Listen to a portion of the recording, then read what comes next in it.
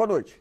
Começou a Copa do Mundo e, de repente, se vê uma mudança no estado de espírito da imprensa internacional, elogiando a logística, o acesso aos estádios, o desempenho das equipes no gramado.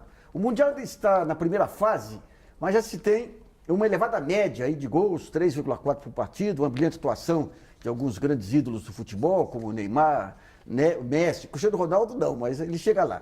Mas depois de tanta expectativa e preocupação, a Copa segue satisfatoriamente. O que não segue satisfatoriamente é o estado de espírito do país aí em relação à Copa, que começa a mudar agora, mas as dúvidas que tem é sobre o que leva a esse estado de espírito. O programa Brasileiras.org de hoje vai discutir esse tema em relação à Copa do Mundo, e são nossos convidados o cientista político da Fundação Getúlio Vargas, Fernando Abrúcio, o professor de métodos qualitativos de pesquisa e teoria das organizações da Fundação Getúlio Vargas também, o Rafael Alcadipani, e do Rio, doutor em Sociologia pela New York University, coordenador do grupo de pesquisa Esporte e Cultura da Universidade do Estado do Rio de Janeiro, Ronaldo Relau. E também contamos com a colaboração da jornalista Aline Beckstein, que vai selecionar perguntas dos telespectadores. Lembrando que o programa é ao vivo, você pode mandar sua pergunta pelo site brasileiras.org. Nesse primeiro bloco, vamos tentar compreender esse estado de espírito brasileiro nessa Copa do Mundo. Eu queria começar com a Abrúcio. Abrúcio, o que se explica, digamos, esse baixo astral que antecedeu a Copa do Mundo? Isso aí está ligado à Copa, está ligado às circunstâncias, ao momento político atual? Eu acho que, Nassif, em primeiro lugar, está ligado ao movimento em junho de 2013. E que, na verdade, coincidiu com a Copa das Confederações. Havia já uma série de grupos populares que discutiam a Copa, mas eram pequenos.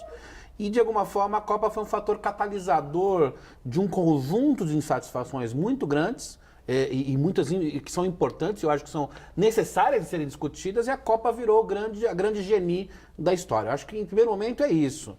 Num segundo momento, começa a se discutir mais o uso do dinheiro público, e aí o debate, na minha opinião, foi ruim, porque foi mal informado, o governo se defendeu muito mal. Só recentemente a imprensa descobriu que o gasto em relação aos estádios era muito pequeno em relação à educação e saúde. Não é gasto da mesma natureza também. Não, e assim, primeiro, até porque boa parte do dinheiro dos estádios vem de bancos públicos que não podem, no fundo, gastar dinheiro com salário de professora, de médico. É um certo desconhecimento de como funciona o orçamento público. Então, houve um debate muito mal informado, mas acho que também é uma coisa importante, Nassif, nos últimos anos, o futebol não tem o mesmo peso brasileiro que tinha no passado. Isso ficou fora um pouco do debate que a gente está tendo. Isso tem a ver um pouco com a elitização do futebol, com o peso das torcidas organizadas. Isso é verdadeiro, isso não é falso. Provavelmente hoje, se não tivesse havido as manifestações, próximo da Copa, a gente teria 70% da população a favor da Copa e 30% contra. Não mas porque o futebol se distanciou dessas pessoas. Isso é verdade. Claro que tudo isso, ao final, foi movido por muito exagero.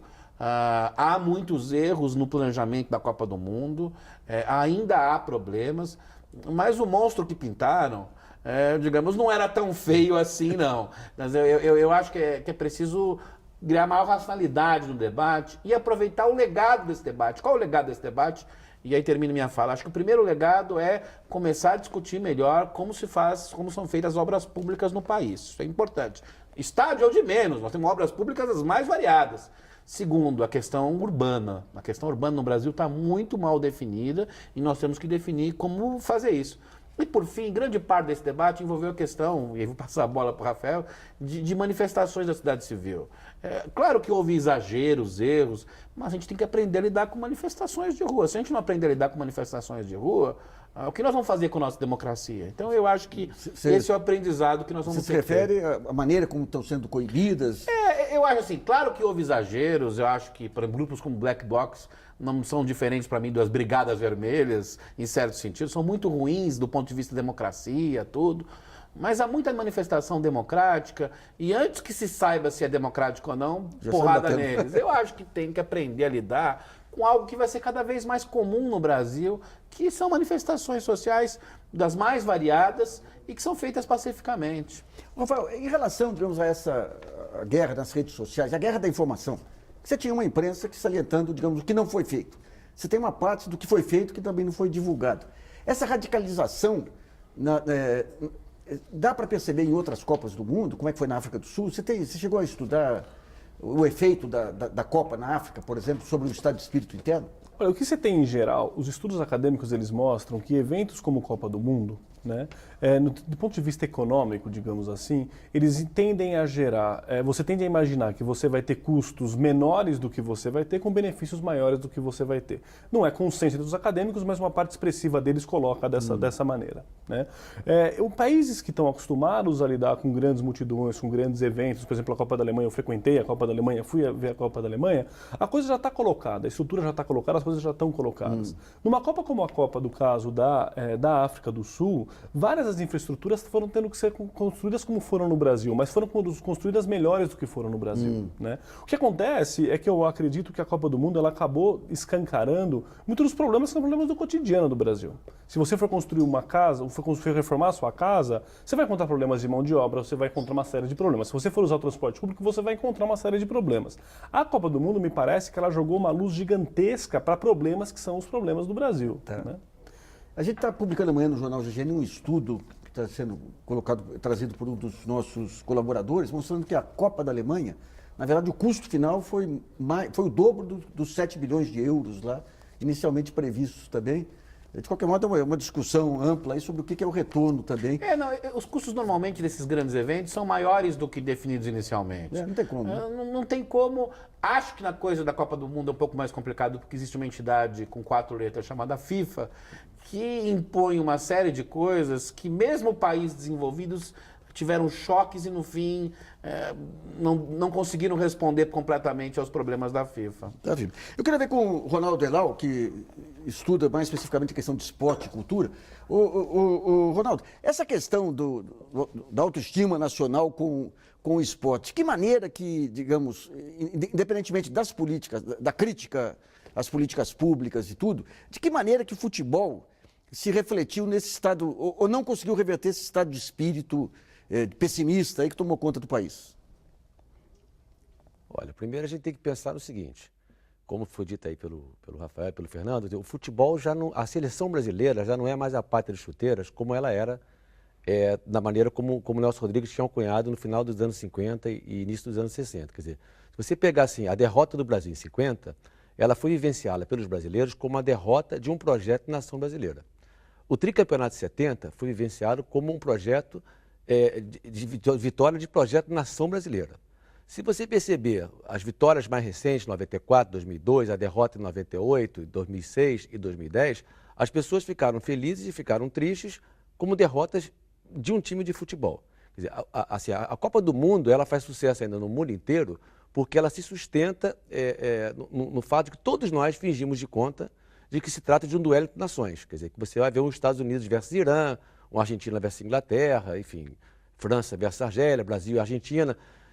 A gente finge de conta. A seleção se parece com a nação, mas ela não é a nação. Mas, de fato, quer dizer, com a globalização, com a desterritorialização do ídolo, você não tem mais muitos jogadores que jogam nos times do Brasil, não tem mais identidade, não é mais a pátria de chuteiras como era no passado. Quer dizer, você percebe que hoje em dia as pessoas torcem mais para os seus times locais do que para a seleção brasileira. É um fenômeno que não tinha 30 anos atrás, que era inconcebível, que a seleção brasileira era realmente aquilo que unia toda a pátria, né?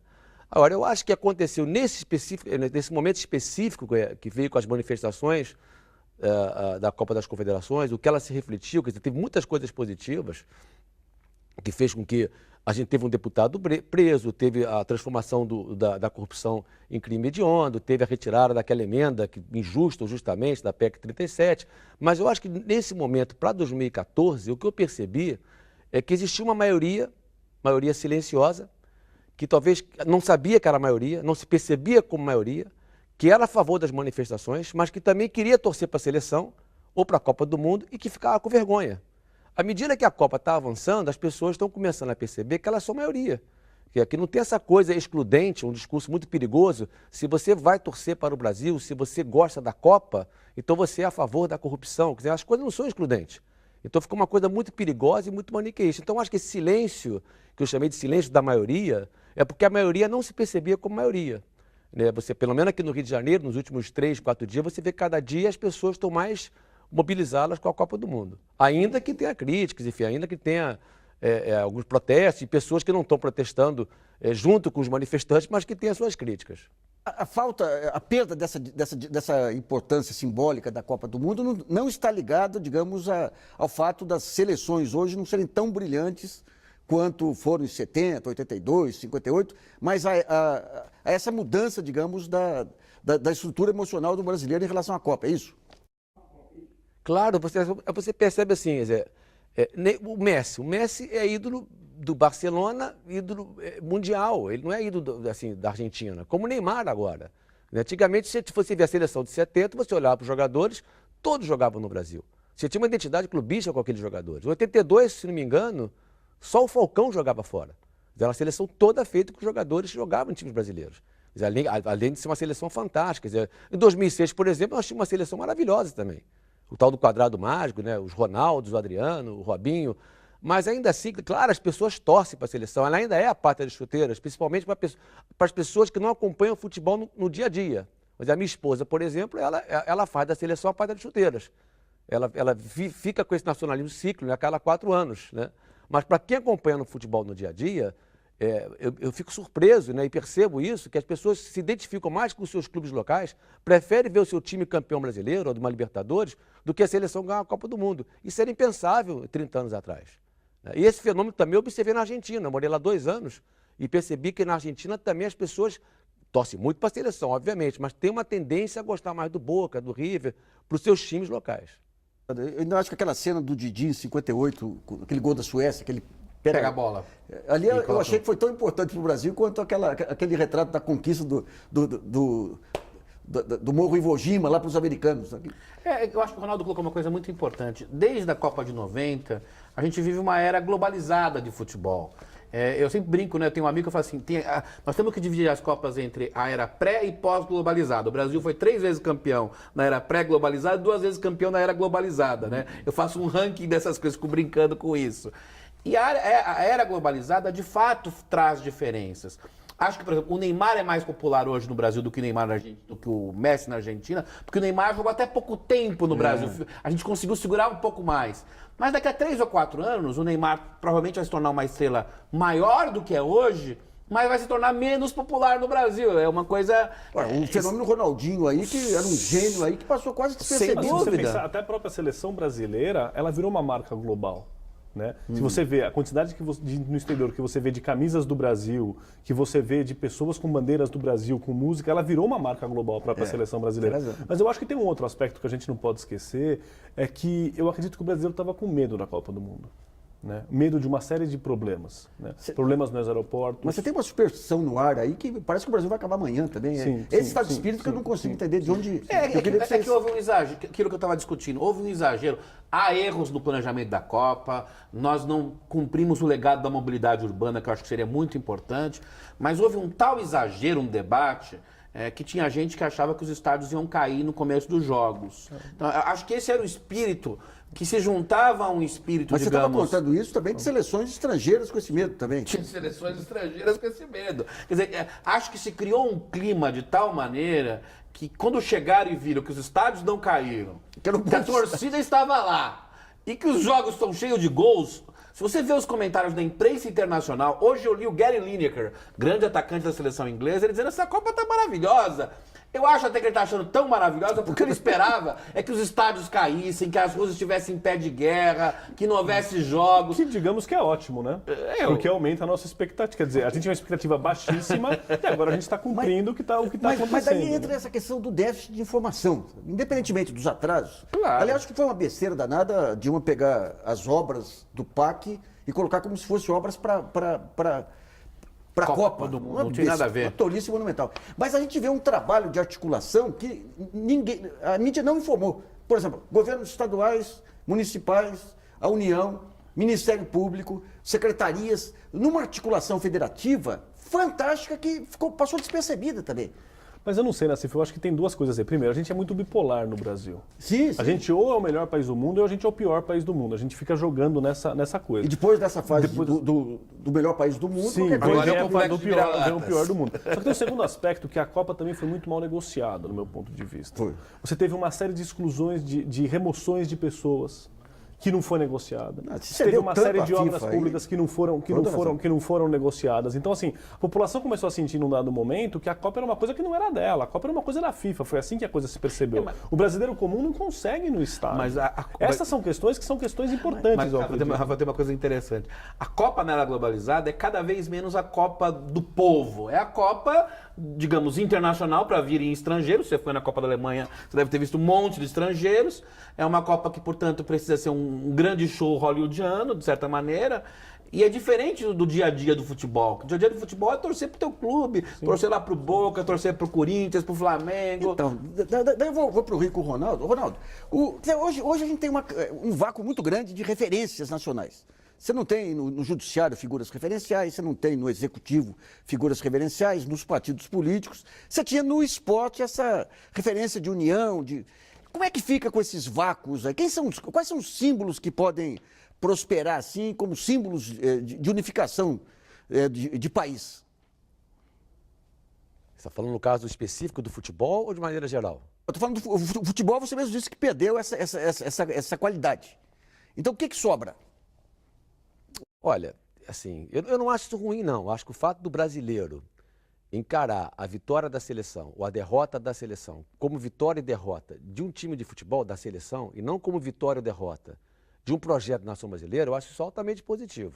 Eu não acho isso ruim, não. Eu acho que também não só é resultado daquilo que a gente estava falando antes, da globalização, mas também pode ser resultado de quase 30 anos de democracia, enfim, de uma sociedade civil mais organizada e de um amadurecimento da sociedade. E outro ponto interessante a gente observar, como foi dito aí pelo Rafael, quer dizer, eu acho que o Darcy Ribeiro tem uma frase que ele diz que o brasileiro ele oscila entre o ufanismo tolo e o pessimismo exacerbado. Então a gente tem muito isso com relação à seleção brasileira. Eu acho que hoje em dia, com a Copa no Brasil, a percepção que eu sinto é que os brasileiros estão tão preocupados, ou até mais preocupados, em tentar que a organização seja impecável, do que ver o Brasil ser campeão. Claro que quer ver o Brasil ser campeão em todas as Copas, mas eu acho que a preocupação com a organização, eu acho que ela tem sido igual ou até maior com esse desejo. Quer dizer, que eu acho que isso o desejo de mostrar para o mundo que a gente tem condições de organizar um evento dessa magnitude, até porque daqui a 2 anos nós vamos ter os Jogos Olímpicos. Agora, com relação à identidade nacional, o Brasil, na realidade, ele tem poucos heróis políticos, né? Os nossos heróis geralmente saem do meio esportivo, né? Se você comparar com um país como a Argentina, quando eu morei lá 2 anos, você tem mais heróis que não são esportivos, né? Que saíram da literatura, que saíram da política. Então, no Brasil, na realidade, fica muito restrito, né? Os nossos heróis saem muito do ambiente esportivo. Então, aqui no Brasil, o que acontece? Você tem uma identidade com o jogador, como foi dito aí do Neymar. Neymar, hoje em dia, já é ídolo nacional, ídolo talvez do Barcelona, mais ou menos, né? Vai ser ídolo mundial, mas ele já é herói do Santos, pelas conquistas que ele fez no Santos. Para ser herói nacional, ele vai ter que ter uma conquista pela seleção brasileira. Foi a mesma cobrança que a gente fez com o Ronaldo. E o Ronaldo perdeu em 98 e ganhou em 2002. É a mesma que os argentinos fazem com o Messi. Messi é ídolo dos argentinos, mas não é herói. O herói vive de conquistas. E conquistas que, de alguma maneira, são compartilhadas com a nação ou com o time que ele representa. Quer dizer, toda conquista de um atleta é a conquista do time, ou se ele for um atleta individual, né, da nação que ele representa. E a seleção é isso. Quer dizer, a conquista da seleção ela é compartilhada com a sociedade. Então, de alguma maneira, o que a sociedade cobra eles constroem as suas histórias. Quer dizer, a mídia tem o poder de editar. Mas quem vai dizer se o grande ídolo, a grande referência, vai ser o Neymar, o Oscar ou o Davi Luiz, são eles. Na realidade, depende da atuação deles. A performance deles é que vai dar subsídios para que a mídia possa criar uma história em cima deles. Vou comentar uma coisa que o Ronaldo falou que é interessante. Hoje em dia, muita gente na Europa, quando pega a discussão do melhor do mundo, fala assim, não, o Messi é o melhor do mundo há tantos anos, vejam os gols que ele fez no Barcelona, sua média de gols, as suas jogadas. E sempre tem algum que diz o seguinte, mas ele nunca ganhou uma Copa do Mundo. Que aí é o embate entre o futebol globalizado e o futebol que ainda tem a referência da nação. Essas duas coisas convivem. Eu diria, para mim o Maradona é o melhor jogador da história da Argentina, mais do que o Messi, porque ganhou uma Copa do Mundo maravilhosamente. Mas se você olhar pela regularidade dos jogos, o Messi é melhor que o Maradona. É isso. Eu ainda prefiro... Mas você tem um momento heróico aí que... Eu prefiro ainda ficar com a coisa da Copa do Mundo, eu sou meio antigo. Vamos a uma pergunta selecionada pela jornalista Aline Beckstein. Lembrando que o programa é ao vivo, você ainda pode enviar sua pergunta pelo portal brasilianas.org. Aline. Retomando o que o professor Rafael estava falando, o Vitor Eduardo, do Rio de Janeiro, pergunta em que medida os governos locais erraram ao implantar projetos sem a participação popular. Só uma dúvida. Nós fizemos um programa específico sobre a Copa, veio o secretário executivo do Ministério dos Esportes, 2 críticos. E eu fiquei particularmente em dúvida se não houve essa consulta efetiva ou se houve essa consulta e não foi divulgada. Você chegou a acompanhar de perto essa... Olha, os relatos que a gente tem de acadêmicos que analisaram isso é que não houve muita consulta. Houve, né? Foi muito imposto. Houve diferença entre os estados. Isso também é uma outra coisa importante. Tá. Em São Paulo, a coisa foi muito ruim. Porque, de fato, nem o governo estadual e o governo municipal não assumiram tão fortemente isso. Tá. Então, acho que tem uma coisa em São Paulo que a gente vê que é mais complicada. É interessante, quando acabaram as manifestações, o governo estadual e o governo municipal pararam as obras no entorno lá do Arena Corinthians. Por que pararam as obras? Porque falaram assim, se a gente fizer obra, a população vai dizer que a gente está gastando mal o nosso dinheiro público. Se esquecendo que é na periferia da Zona Leste de São Paulo. E terminaram mais tarde porque ficaram com medo de fazer as obras. Então, eu acho que tem uma outra discussão importante nessa história da Copa do Mundo, que é a responsabilidade dos governos estaduais e municipais, que, quando puderam, tentaram lavar as mãos. Isso mostra que é preciso pensar melhor, quando se faz grandes eventos, qual a responsabilidade de cada um dos níveis de governo. Aquela matriz de responsabilidade que foi traçada lá não... Funcionou mais ou menos, Nassif, porque o problema do federalismo é mais profundo. E nesse sentido, como o problema da participação é mais profundo. A gente tem que resolver algumas coisas institucionais que vão ter efeito na Copa. O que o Ronaldo disse é o seguinte, é até melhor talvez que hoje a gente não tenha aquele nacionalismo do passado como uma evolução dos 30 anos de democracia. É verdade isso. E a gente tem que pensar que mudanças institucionais vão ter efeito no futebol. Algumas coisas nós melhoramos e hoje cobramos mais o futebol, mas outras nós não melhoramos e atingem o futebol. E a questão da participação, pelo que você estava falando dos estudos aí, mostraram que teve pouca participação.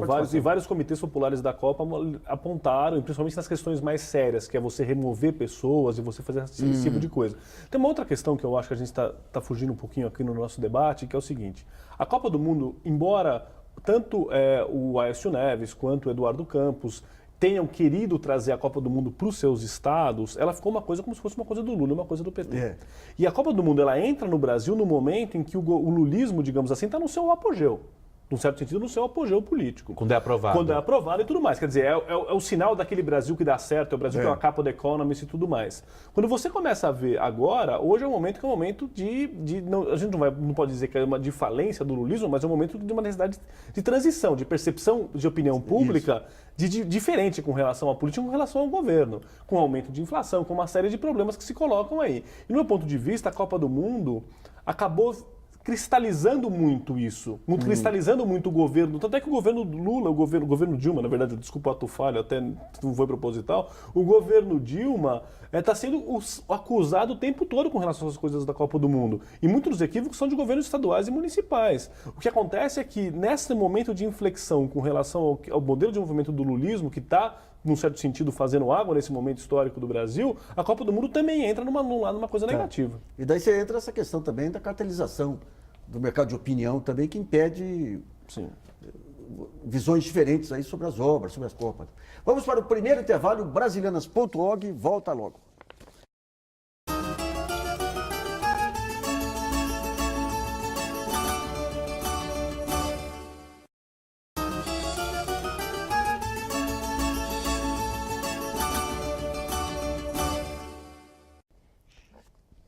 Voltamos a apresentar o programa Brasilianas.org, que discute o estado de espírito do brasileiro na Copa. São nossos convidados, o cientista político Fernando Abruzzo, o professor de teoria das organizações Rafael Alcadipani e o sociólogo Ronaldo Elau.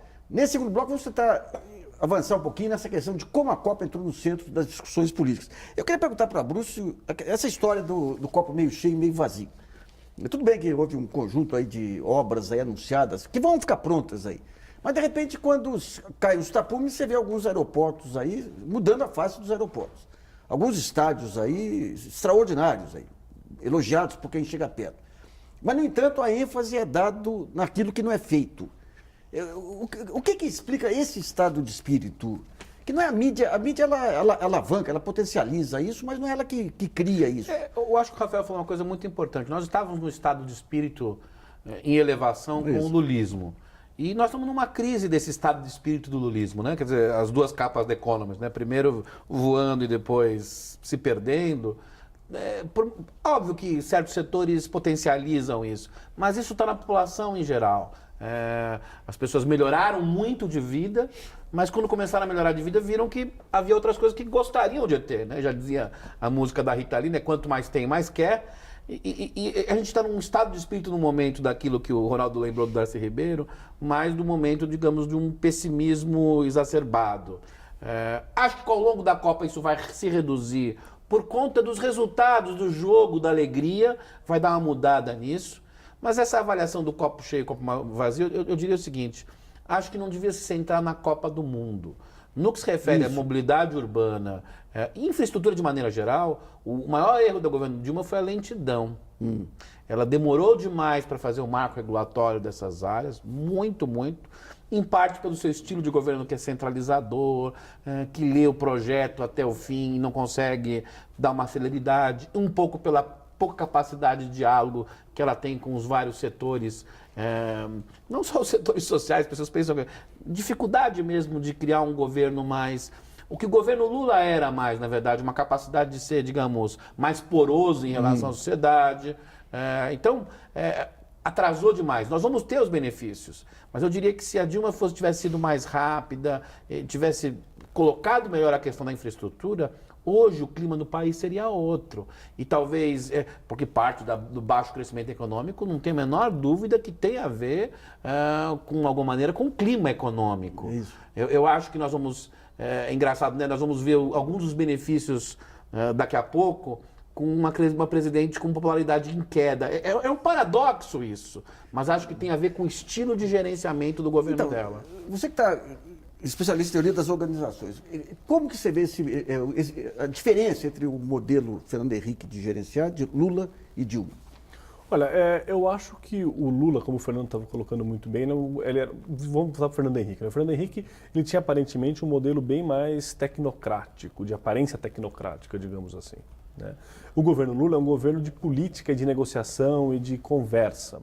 O governo Dilma já é um governo que ela entra com uma pecha de ser uma excelente gestora, só que ela é muito centralizadora. A gestão dela é uma gestão centralizada. Eu vi uma reportagem um dia que parece que a nossa presidente, ela vê inclusive a rota que o avião vai fazer, né? Quer dizer, ela quer centralizar tudo na mão dela, né?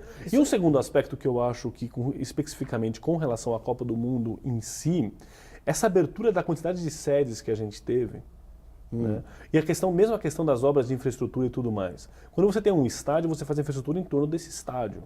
Às vezes não é necessidade da população, de fato, que as pessoas estão precisando. A pessoa em Fortaleza, a pessoa em Cuiabá, a pessoa em Manaus, ela olha aquele estádio nada babesco na frente deles, que são estádios maravilhosos, suntuosos, só que ela tem problema sério de mobilidade urbana, ela tem problema sério de saúde, ela tem problema sério de educação. Então ela olha e fala assim, por que estão gastando esse dinheiro lá e não estão gastando aqui? Ela não vai entender a tecnicalidade da coisa, né? E tem uma comparação, só para concluir, que eu acho uma comparação bastante inadequada, né? O que se gastou de dinheiro na Copa do Mundo no Brasil foi muito, sim. O que se gastou em estádio é bastante dinheiro, porque é dinheiro de investimento. Sim, se você pegar o valor do Itaquerão, que foi construído, do valor do estádio em Cuiabá, ou do valor da reforma do Beira-Rio, daria para você fazer muita coisa em termos de mobilidade urbana, por exemplo, em termos de metrô, em termos de uma série de coisas. Vamos pegar o Itaquerão aqui. O Itaquerão aqui, pelas informações que a gente tem, a revitalização da região lá está permitindo empreendimentos, estou falando em geração de 50 mil empregos. Há um problema de dificuldade de percepção também, das chamadas externalidades positivas, né? Está expulsando a população pobre de lá. Pela valorização dos terrenos e tudo mais. Né? Mas isso... E o Itaquerão precisa ver se ele vai ser algo que vai se pagar no longo prazo. Eu acredito que sim. Né? Eu não tenho essa certeza. Porque... Esses planos... Mas não é um risco privado isso aí? Não, porque o governo está entrando com uma parte disso pelo BNDES, por empréstimos públicos. Mas o governo já falou que não pode pagar. Mas você pensar só o acordo que eles estão fazendo com a Emirates... Vai sair? 40, hoje tá a matéria hoje no UOL, está valendo hoje à tarde, paga 40% da dívida. Quer dizer, de fato, alguns estádios são inexplicáveis. O de Cuiabá, por exemplo, não tem a menor ideia do que será aquilo. Os dois que a gente vê que tem uma crítica consistente é Brasília e Cuiabá. Eu acho mais Cuiabá, Manaus e Natal. Brasília não, porque Brasília, o problema é que a obra foi superfaturada, isso sim. mas é uma cidade com altíssimo poder aquisitivo e não tem lugar para show, afora ser um lugar em que todo mundo torce para times de outros estados. Aquilo se paga. O problema é que foi muito superfaturado, mas aquilo se paga, não é tão problemático. Agora, em Cuiabá, Manaus e Natal, aquilo vai ficar, de fato, um elefante branco.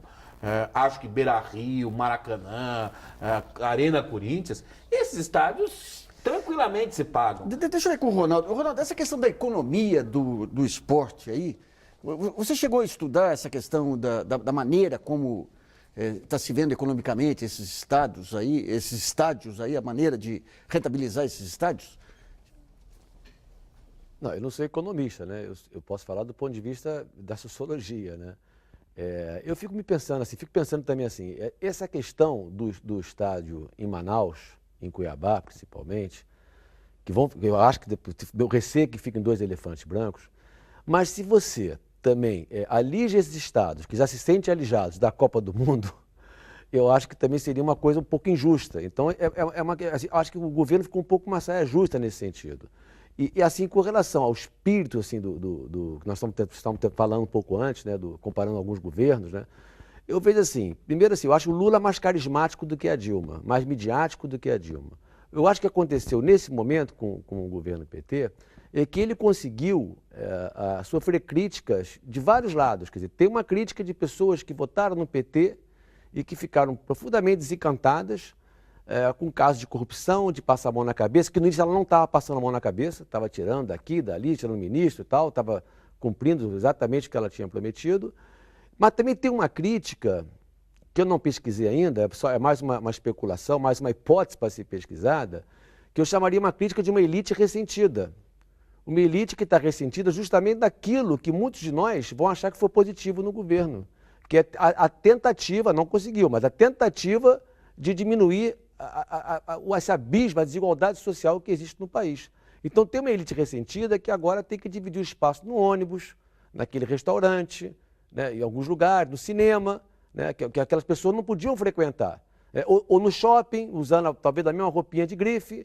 Então tem uma certa chamaria até de ódio de classe, que eu fico muito preocupado, né? Eu vejo muita pessoa criticando naquilo justamente que esse governo tentou fazer, que é tentar diminuir esse abismo entre as classes sociais no Brasil. Isso me preocupa bastante. Eu vejo essa coisa da Arena Corinthians, por exemplo. Vamos pegar um pouco dos simbolismos aí. Os simbolismos aí, essa questão digamos, os efeitos indiretos aí, as externalidades positivas aí.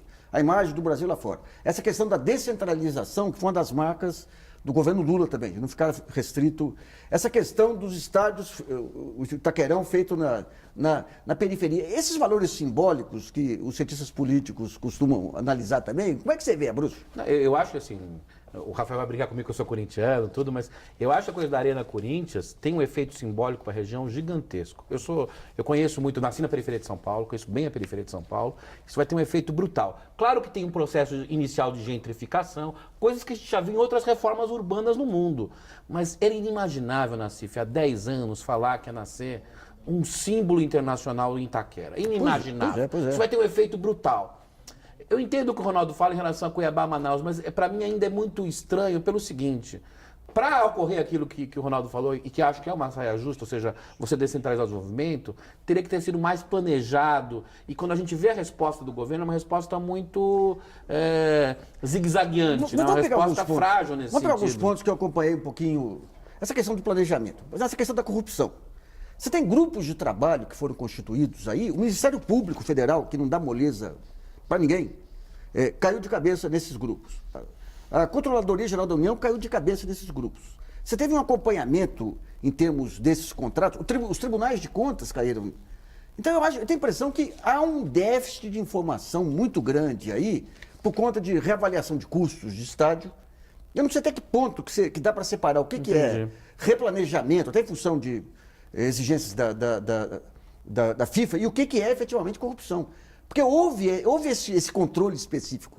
Se esse controle foi ineficiente ou não, a gente precisa ver. Mas, Nassif, a população não acredita que existe esse controle. Porque a população, quando ela precisa ter justiça no dia a dia, ela não tem justiça no dia a dia. A pessoa em Itaquera, ela não percebe que existe controles e coisas e tudo mais. Mas é que a população de Itaquera tem tem esse mesmo sentimento que tem a população de Higienópolis, por exemplo? Claro que não. Porque a população de Higienópolis, para eles têm uma sensação de justiça menor, digamos assim, do que você tem do que deveria ser. Mas o sentimento é muito negativo- maior do que de Mas o sentimento Itaquera. negativo é muito maior em Higienópolis do que em Itaquera. Acho que a gente teria que analisar isso mais, eu gosto de falar mais academicamente, isso não teria como colocar. Mas no meu ponto de vista, tem uma questão que é uma questão central, que estava sendo ponderada anteriormente, né? Que, de fato, tem muita gente ressentida no Brasil. Tem muita gente, a questão, por exemplo, das empregadas domésticas. Essa foi uma questão que chamou a atenção do Brasil inteiro, que pessoas falavam, não, como é que é? Porque se você for pensar, as pessoas falam muito, a gente quer o transporte da Europa, a gente quer a segurança da Europa. Só que a pessoa esquece que na Europa ela vai limpar a casa dela. Claro, claro. Ela vai limpar o quarto dela. Ela vai pegar e se ela for ter filho, o filho vai ficar na creche durante metade do dia e no resto os pais vão dividir para trabalhar na criança. Não tem pessoas ali trabalhando para eles. Então, assim, tem uma coisa das pessoas que têm um certo acesso a uma série de coisas aqui no Brasil que elas se esquecem que, vis-a-vis o que elas ganham e a vida que elas têm, é estupendo em comparação à Inglaterra e Estados Unidos, por exemplo. Só pegar um ponto que o Nachi falou que eu acho que é importante. Acho que teve uma grande dificuldade da Dilma em transformar a Copa em algo mais popular. Que eu acho que vai virar no meio da Copa porque ficou um pessimismo tão grande quando você olha, não existe nada daquilo, assim, que vai ser um estranhamento, vai virar popular por conta disso. Tem razão. E aí eu acho que é legal pensar o seguinte. Por que a Dilma não conseguiu transformar a Copa em algo popular? Eu acho que há 3 razões. Uma, eu acho que tem a ver com o estilo dela. Se fosse o Lula, estaria correndo o país, tivesse obra em Cuiabá, estaria lá, juntava as pessoas. Não é o estilo dela. Segundo, acho que houve erros, sim, de planejamento, não só do governo federal, mas dos estados e municípios que tiveram dificuldade. Sim. Mas tem uma terceira coisa que a gente está deixando de falar. Em parte, a Copa não foi mais popular, porque se há um efeito das instituições sobre o esporte, há o inverso também, efeito dos esportes sobre instituições. E o fato que essa Copa está sendo feita em meio a uma estrutura, digamos, para lembrar, o comitê organizador do torneio, vinculada à CBF e a este mundo da máfia do esporte. Mas vamos supor o seguinte, vamos supor que a Dilma tivesse sido realista e dito o seguinte, olha, nós vamos entregar as obras da Copa. As obras da Copa são os estádios e uma certa melhoria em aeroporto, que era o que era da Copa, efetivamente. Se ela não, porque você fala em expectativa. Vai melhorar agora a avaliação, porque a expectativa é muito negativa. Agora, a expectativa ficou muito negativa porque se criou uma expectativa positiva e realista. Se ela não tivesse colocado essas obras como parte do pacote Copa, os jornais não estariam batendo nos atrasos. A grande parte dos atores políticos, e talvez todos nós, temos ficado um pouco perdidos em relação a junho de 2013. Vamos ser honestos. Né? Vamos ser honestos. Quer dizer, assim, aquela reação foi tão grande que o governo falou assim, não, vamos mostrar que tudo é da Copa. Então você coloca um monte de obra do PAC que não tem nada a ver com o protocolo assinado com a FIFA, e você diz, isso é coisa da Copa. Acho que aí houve outro exagero. Mas havia no protocolo da FIFA algumas coisas de mobilidade urbana que o governo não deu muita bola. Eu só discordo de um ponto, Rafael, a coisa dos investimentos. Se não fosse em estádios, seria em transporte? Não necessariamente. Não. Porque os governos não conseguem fazer projetos. Havia 50 bilhões de reais para mobilidade urbana em julho de 2013. Que é a parte do governo federal. Quanto tinha sido gasto? 1 bilhão e pouco. Por quê? Porque os estados e municípios não conseguiam fazer projetos. Estádio não. Você deixou na mão das empreiteiras, elas fizeram todo o projeto, contrataram grandes escritórios de arquitetura, que fizeram lá coisa de design, e fizeram. É isso. Para transporte é mais difícil fazer isso. Desafio. Estádio é mais fácil fazer. Mas a pessoa comum não sabe disso. Sabe, ela não percebe, ela vê o estádio. E tem uma outra coisa que a gente está falando dos estádios. Esses estádios de fato vão ser incorporados pelas pessoas mais pobres? Uma reclamação que estava acontecendo no Rio de Janeiro das torcidas organizadas, dos torcedores do Flamengo e tudo mais, é que o Maraca não é mais nosso. É isso, ficou caro. Tá certo? Porque assim, se você vai no Itaquerão, por exemplo, eu fui no Itaquerão, na Arena Corinthians, para o Fernando ficar feliz aqui, né? Se você vai à Arena Corinthians, ou seja, não é um estádio de povo mais. Então vamos pegar o erro do governo federal, o objetivo. O erro objetivo não é o atraso que ele disponibiliza a verba, o erro objetivo foi não ter incluído exigências aí para que esses estádios financiados fossem compartilhados aí com outras formas de expressão popular. Vou dar um Entrar exemplo. no jogo da FIFA. Primeiro jogo de abertura. Se em vez de distribuir esses ingressos para um monte de empresas, entrar no esquema da FIFA, tivesse dado 10 a 15 mil ingressos para flamenguistas, atleticanos, corintianos, itaquerenses, não tinha nem o xingamento da Dilma. É eu tô isso. falando sério. É isso. Mas não, ficou... É isso que eu tô falando. Assim, tem uma parte também que o governo não conseguiu se livrar desse esquema global da FIFA, que esse Se a gente fala de corrupção no Brasil, esse é esquema profissional mesmo. Não, as concessões que foram feitas lá. Bom, vamos a mais uma pergunta selecionada pela jornalista Aline Beckstein. Lembrando que o programa é ao vivo e você ainda pode mandar sua pergunta pelo site www.brasilianas.org. Aline. A Maria Cristina Gonçalves, do Rio de Janeiro, pergunta o que os nossos convidados pensam da frase cantada em todas as partidas pelos torcedores: sou brasileiro com muito orgulho, com muito amor. Seria uma afirmação de brasilidade e orgulho depois do massacre que os brasileiros sofreram tanto nos jornais nacionais e internacionais? Bom, vou perguntar para o Ronaldo. Bom, é uma boa pergunta essa, né? Pergunta inteligente.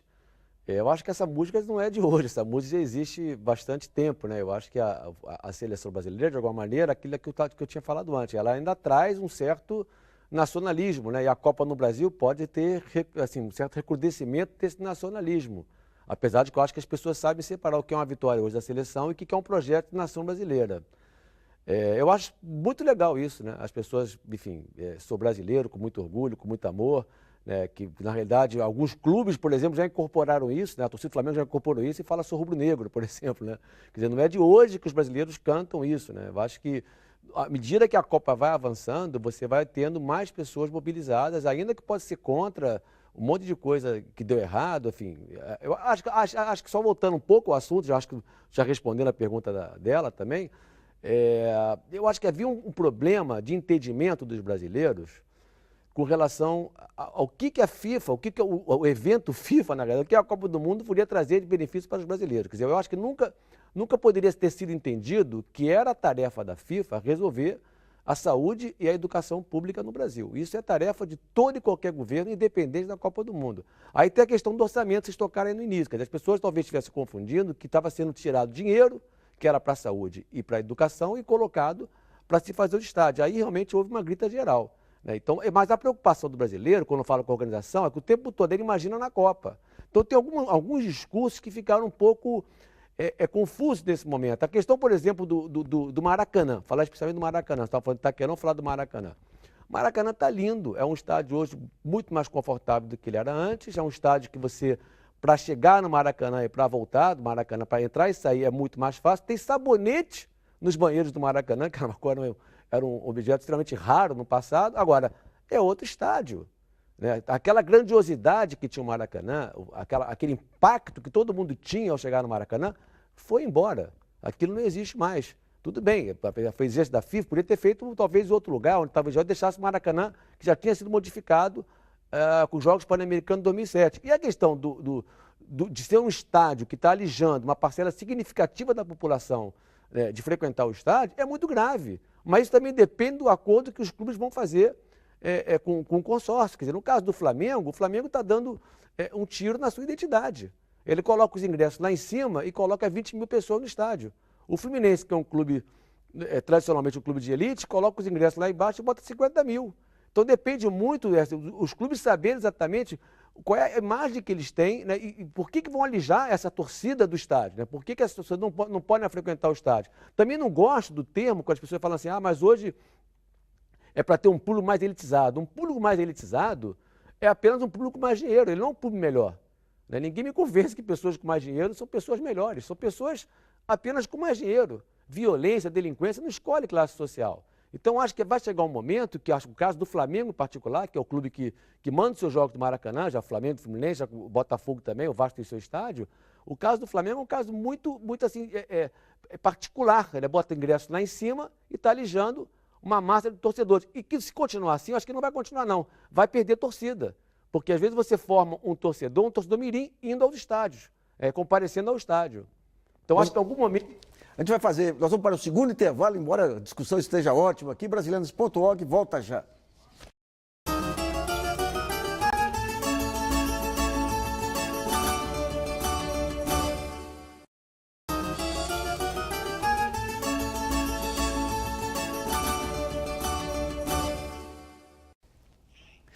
Bom, voltamos a apresentar o Brasilianas.org sobre o sentimento do brasileiro nessa Copa do Mundo. Nessa última parte do programa, vamos discutir o resultado da Copa do Mundo, se pode influenciar ou não o ânimo para as eleições.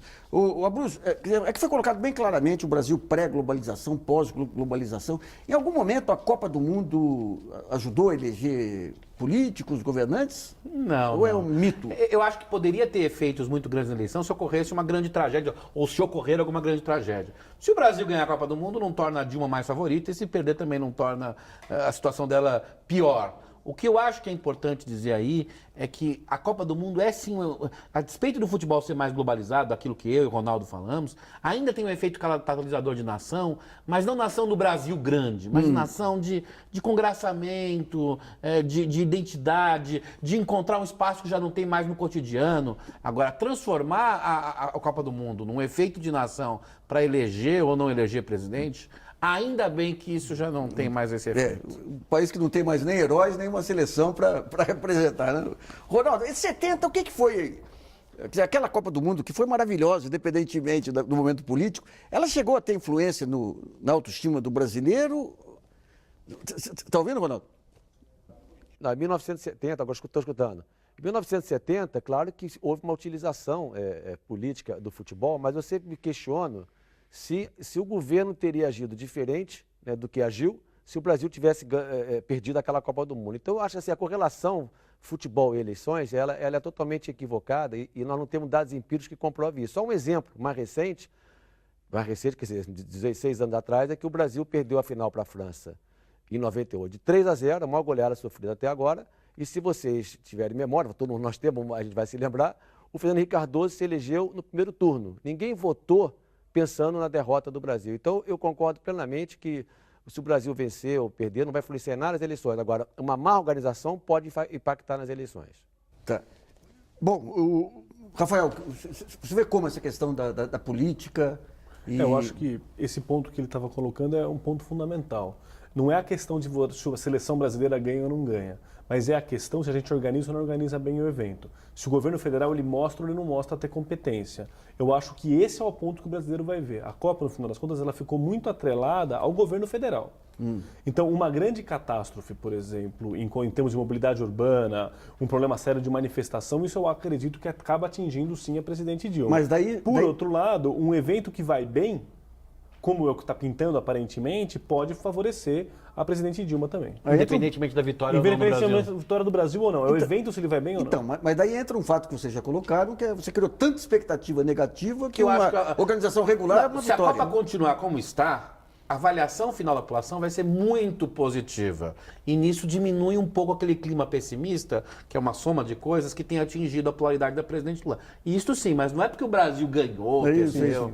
Mas um amigo que foi lá no Itaquerão, ele estava maravilhado que o metrô, que é do estado, funcionou, a parte do trânsito da prefeitura funcionou, o estádio que foi financiado aí pelo BNDES estava ótimo. Agora, essa percepção... De que maneira que as redes sociais... Porque os jornais eles não trazem isso. Você tem claramente uma... Falou do sabonete do banheiro. Aqui, quando o primeiro jogo do Itaquerão, os jornais davam que estava faltando sabonete no banheiro lá. É que eu acho que criou-se um clima tão grande de pessimismo que estão olhando o detalhe do detalhe do detalhe. É isso que está acontecendo. Você vê lá, mas faltou tal coisa num estádio, tem uma especificação da FIFA na linha F. Quer dizer assim, acho que está se exagerando demais. É um pouco uma armadilha. Acho que a opinião pública e parte da imprensa criaram uma armadilha para si própria. Então isso é um problema. Agora, se a Copa continuar como está, o balanço geral da população, independentemente do resultado final, vai ser positivo. Agora, as redes sociais, eu acredito que a gente não tem ainda tempo suficiente de rede social para saber como impacta nas coisas. Com certeza, a rede social quebrou o monopólio da informação. Mas hoje está muito caótico pessoa, ainda, né? Ainda está muito caótico e hoje no Brasil ela está muito rivalizada. Ela está muito ainda expressão do fígado das pessoas. As pessoas estão expressando ódio na rede social, na internet e tudo mais. Talvez conforme a gente vá se acostumando com essa mídia, isso vai melhorando. Mas no meu ponto de vista, você vai ter agora uma eleição onde as redes sociais vão ter um papel definitivo como elas tiveram em algumas eleições municipais no ano passado, principalmente em cidades menores, né? Então, tanto é que as equipes de marketing dos candidatos têm equipes específicas para monitorar, para jogar boatos em rede social, né? Você tem a estrutura de criação dos membros, lá que se fala, e a estrutura de disseminação. Agora, isso aí é tema para um outro programa aqui, a legislação eleitoral ainda não conseguiu entender direito, né? O problema é que eu tenho muito medo de se legislar demais Tá. sobre eleições. Porque a legislação eleitoral em relação às mídias tradicionais é péssima. Se eles tentarem repetir sobre as mídias sociais, qualquer coisa que for falada, você vai fechar o blog. Tá. Acho que hoje em dia as mídias sociais são um exemplo maior de polarização e de falta de debate verdadeiro e democrático. Eu sempre lembro do Habermas, o grande filósofo alemão, que dizia: só é democrático quem supõe mudar de opinião. Nas redes sociais ninguém supõe mudar de opinião. Então, portanto, não são democráticos. E as pessoas, elas frequentam blogs, sites, não para se formarem, Não, mas para ler aquilo que... reforçar a identidade cultural, tal. É o espaço da tirania hoje da opinião, sem então, dúvida. Então, mas os jornais que eram para ser, digamos, os polos racionalizadores de filtro entraram nesse mesmo clima também. Porque você tem muitas figuras hoje, né? Demetrio Magnoli, Reinaldo Azevedo, figuras que dispersam ódio, na verdade. Né? Então isso acaba prejudicando muito o debate. Estão muito ouvidas porque tem esse sentimento de ódio. Eles conseguem catalisar esse sentimento de ódio desse grupo. Né? A inter-relação entre a mídia e as redes sociais hoje não é da melhor parte, é da Não, pior é da parte.